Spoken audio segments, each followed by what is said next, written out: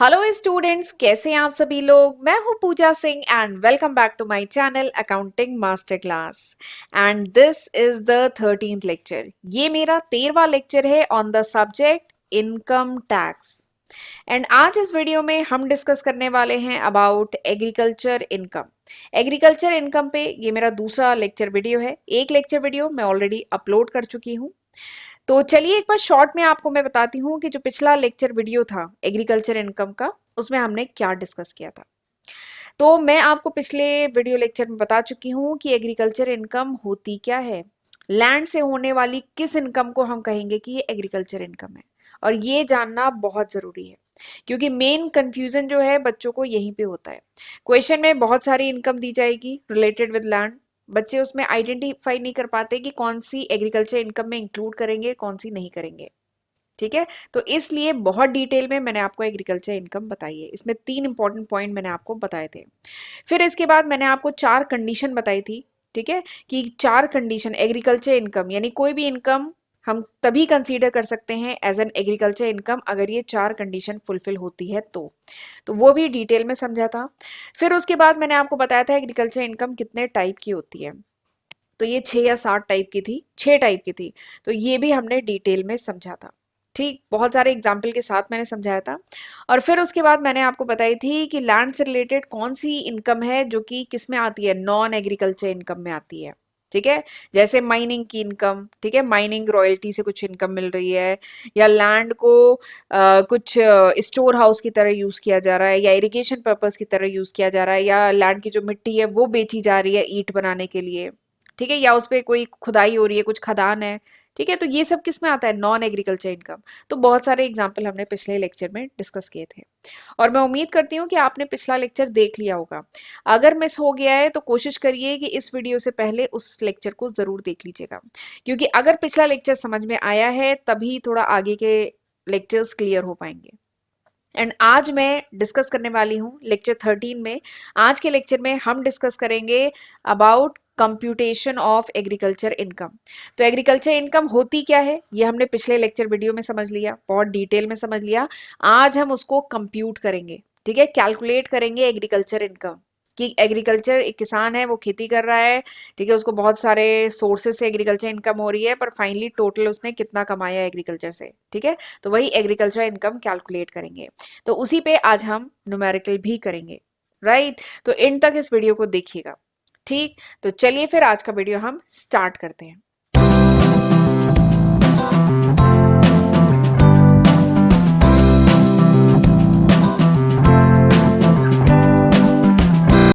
Agriculture income, तो मैं आपको पहले भी बता चुकी हूं कि अगर केवल एग्रीकल्चर इनकम है, ठीक है, अगर कोई पर्सन है उसकी केवल एग्रीकल्चर इनकम है, ठीक है, तो section 10 sub section 1 of income tax के अकॉर्डिंग वो जो एग्रीकल्चर इनकम है that would be exempted from tax, वो टैक्स से एग्जेम्प्ट है।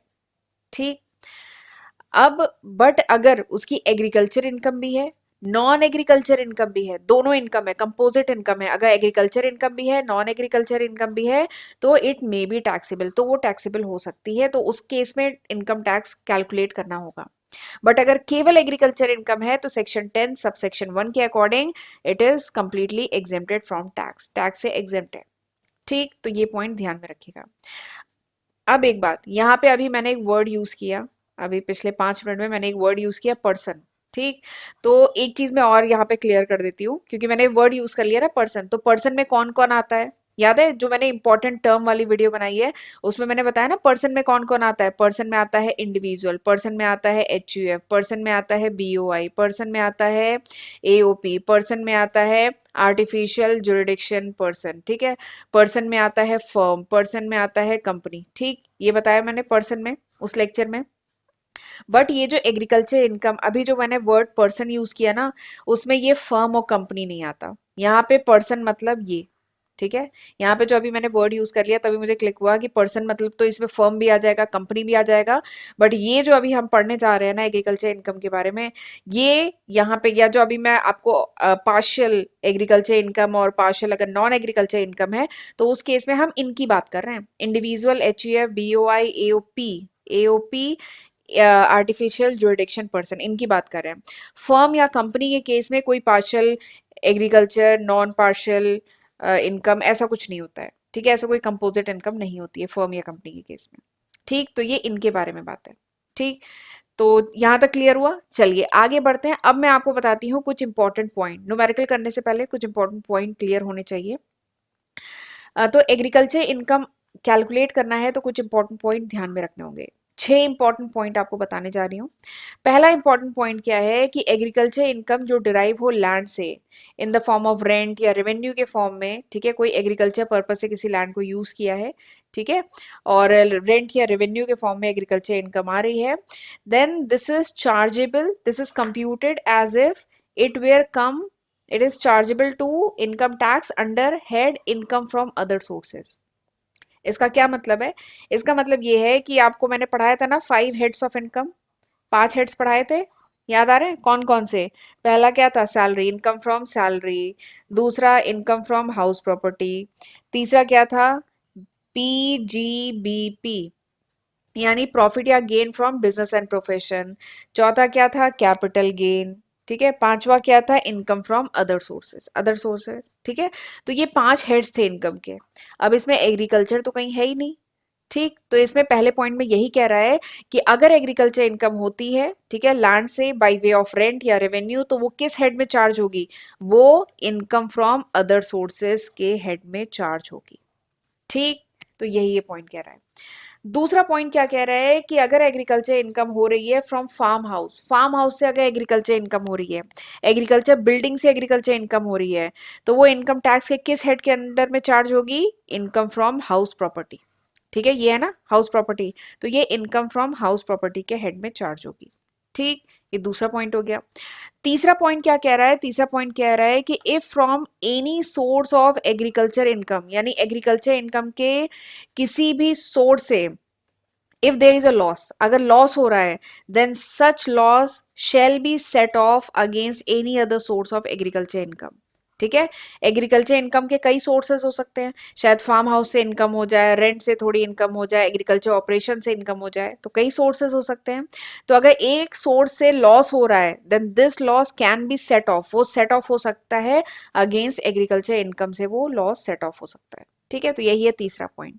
ठीक, चौथा पॉइंट क्या कह रहा है? चौथा पॉइंट कह रहा है कि if the assessee is the member of association of person या बीओआई, अगर जो एसएससी है, ठीक है, अगर वो एओपी या बीओआई का मेंबर है, तो और उसका जो शेयर है, उसका जो हिस्सा है एग्रीकल्चर इनकम में, ठीक है, agriculture income of the association या बॉडी, जो भी एसोसिएशन है, जो भी बॉडी है, उसकी एग्रीकल्चर इनकम जो है, उसमें उस एसएससी का जो हिस्सा है, अगर वो लॉस है, तो वो सेट ऑफ नहीं होगा।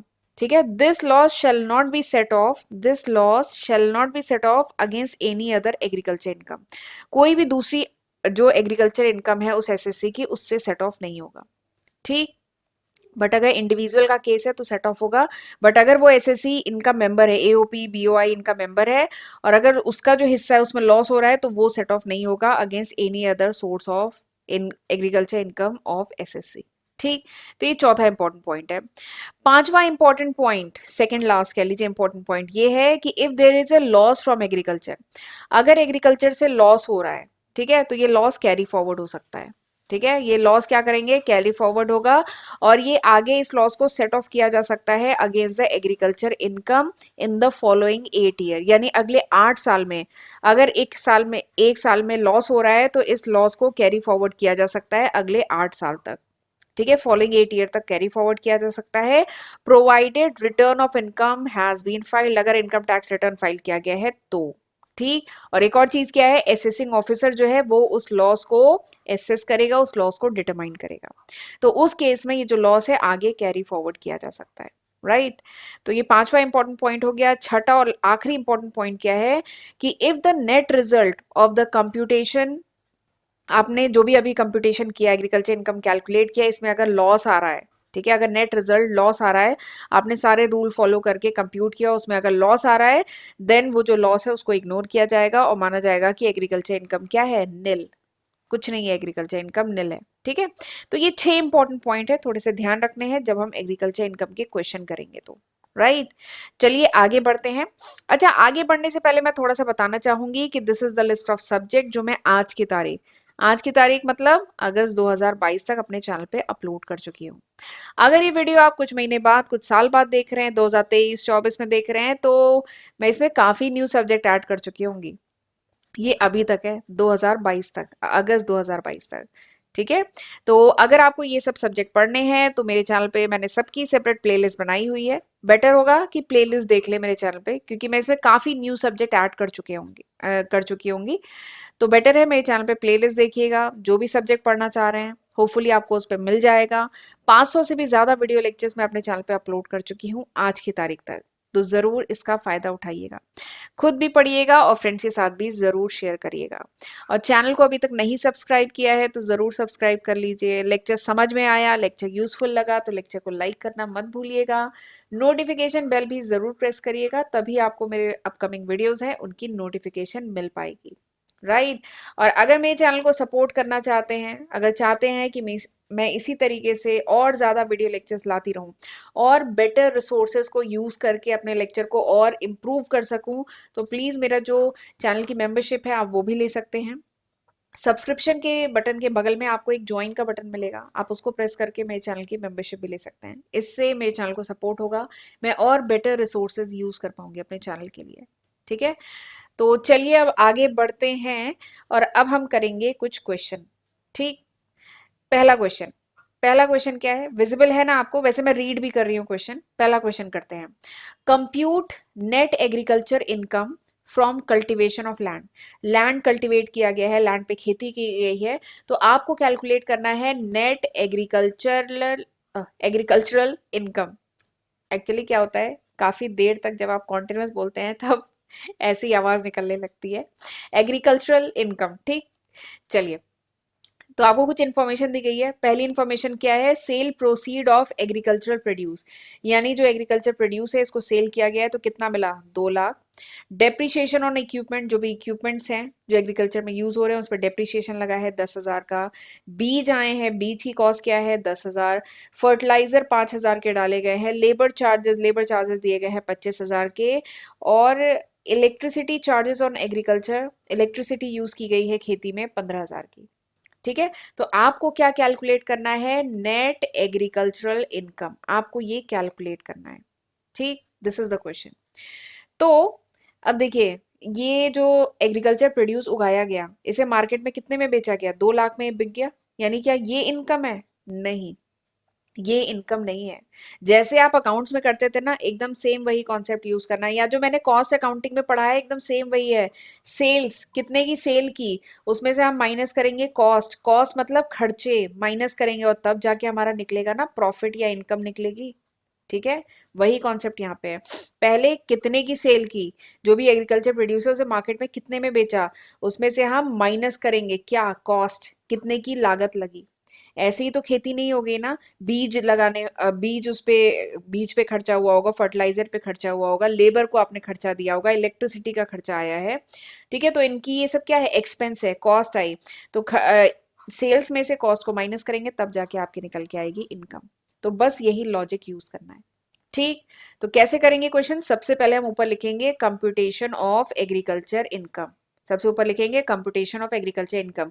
हम एग्रीकल्चर इनकम कंप्यूट कर रहे हैं। ठीक है। किस असेसमेंट ईयर के लिए, फॉर द असेसमेंट ईयर 2022-23, अभी 2022-23 चल रहा है असेसमेंट ईयर। ठीक। फिर उसके बाद क्या लिखेंगे, आपको क्वेश्चन में दिया है cell proceed of agriculture income, यानी कितने का बेचा जा रहा है, 2 लाख। तो सबसे पहले यही लिखेंगे, cell proceed of agriculture income 2 lakh. ठीक है। इसके अलावा अगर और भी कुछ इनकम हुई है, ठीक है, कुछ और बेचा गया है, कुछ फार्म हाउस से इनकम है या कुछ और रेंट आया है, तो वो सब भी लिखेंगे। ठीक है। तो यहाँ पे तो केवल यही इनकम है, तो इसको लिखा। फिर इसके बाद इसमें से हम माइनस करेंगे, लेस क्या करेंगे, खर्चे, एक्सपेंसेस। अब क्वेश्चन में जितने भी खर्चे दिए गए हैं उन्हें माइनस करेंगे। तो आप क्वेश्चन में देखिए, डेप्रिसिएशन दिया है, लेबर चार्ज दिया है, कॉस्ट ऑफ सीड दिया है, कॉस्ट ऑफ फर्टिलाइजर दिया है, इलेक्ट्रिसिटी चार्जेस दिए गए हैं। ये 5 खर्चे दिए गए हैं, ये देखिए 5 खर्चे, 1 2 3 4 5, यही खर्चे हैं, सीड के, फर्टिलाइजर के, लेबर के, इलेक्ट्रिसिटी के और डेप्रिसिएशन के। तो इन्हीं 5 खर्चों को यहाँ पे रिकॉर्ड किया। ठीक है। अब जरा इन खर्चों को जोड़ दीजिए, तो आया 65,000। ठीक, इन खर्चों को जोड़ दिया तो टोटल कॉस्ट कह लीजिए चाहे कह लीजिए एक्सपेंस कितना आया 65,000। तो सेल कितने की हुई 2 लाख की, खर्चा कितने का आया 65,000 का, तो माइनस कर दीजिए।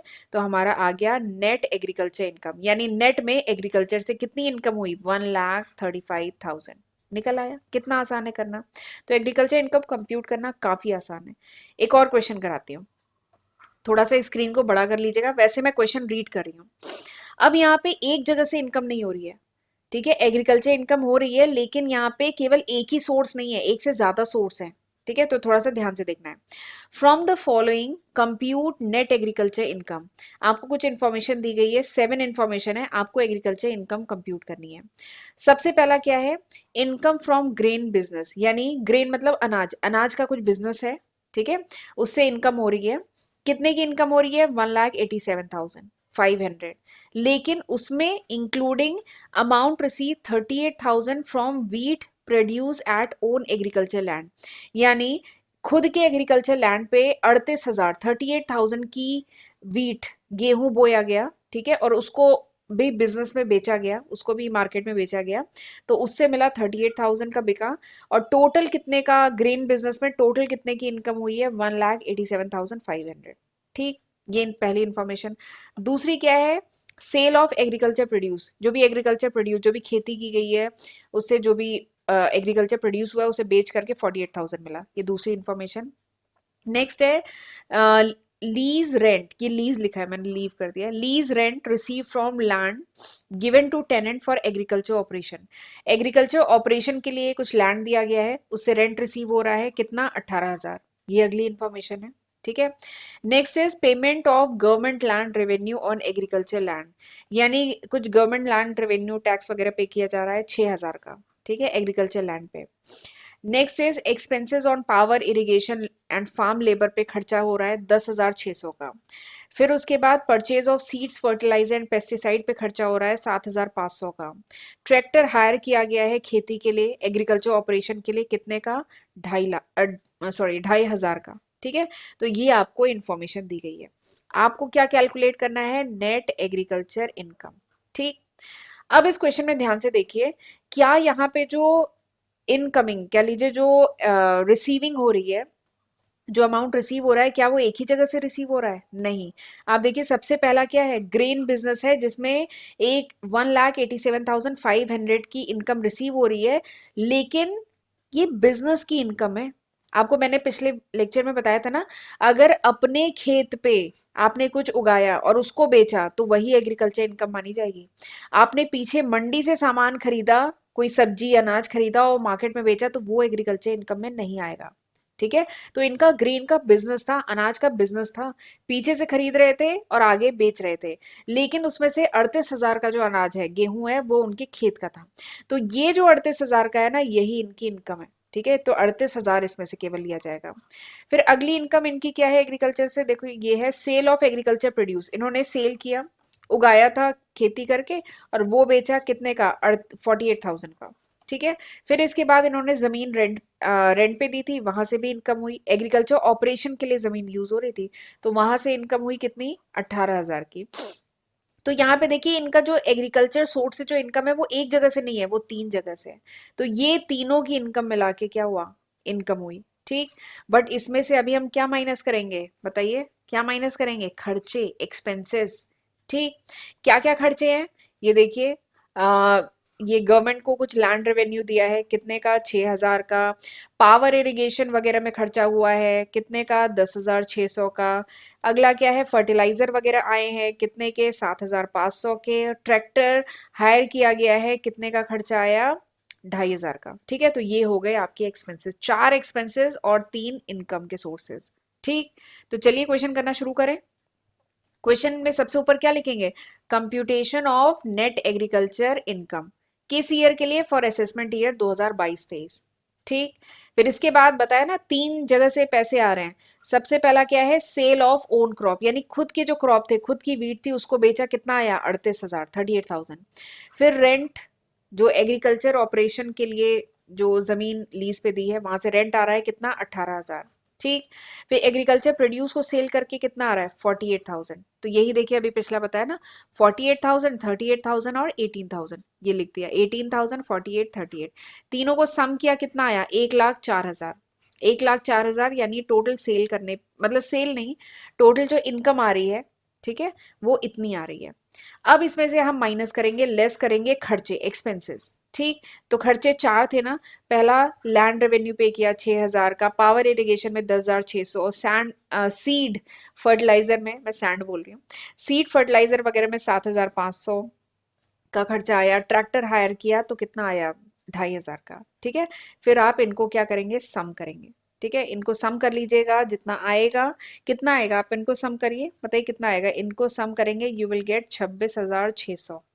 आप इनको सम करेंगे आएगा 26,600, यानी इतने का खर्चा हो रहा है और इनकम इतने की हो रही है, ठीक है। तो 1,04,000, 1,04,000 में से 26,600 को माइनस करेंगे तो आपका आ जाएगा NAI यानी नेट एग्रीकल्चर इनकम, और वो कितनी आ जाएगी 77,400, ठीक है। तो इस तरीके से किया जाएगा क्वेश्चन, इसके क्वेश्चन काफी इजी होते हैं, ठीक। अब मैं ये लेक्चर यहीं पे वाइंड अप करती हूँ। अब अगले लेक्चर में मैं आपको पढ़ाऊंगी पार्शियल इंटीग्रेशन। पार्शियल इंटीग्रेशन मतलब जब होती है कंपोजिट इनकम। कंपोजिट इनकम मतलब क्या है कि एग्रीकल्चर इनकम भी हो और नॉन एग्रीकल्चर इनकम भी हो, तो उस केस में कैसे टैक्स कैलकुलेट करेंगे और क्या कंडीशन होगी कि टैक्स मतलब लगेगा, ठीक है। तो वो सब हम बहुत डिटेल में पढ़ेंगे, प्लस न्यूमेरिकल करेंगे अगले लेक्चर में, ठीक है। और उसके बाद होपफुली हमारा ये जो टॉपिक है एग्रीकल्चर इनकम ये ओवर हो जाएगा, बहुत छोटा सा टॉपिक है ये, ठीक है। तो चलिए तब तक इतना पढ़ के रखिएगा, और लेक्चर यूजफुल लगा, लेक्चर समझ में आया तो प्लीज मुझे कमेंट सेक्शन में जरूर बताइएगा, ठीक है। और वीडियो को लाइक करना मत भूलिएगा। चलिए फिर मिलते हैं अगले वीडियो में, गॉड ब्लेस यू।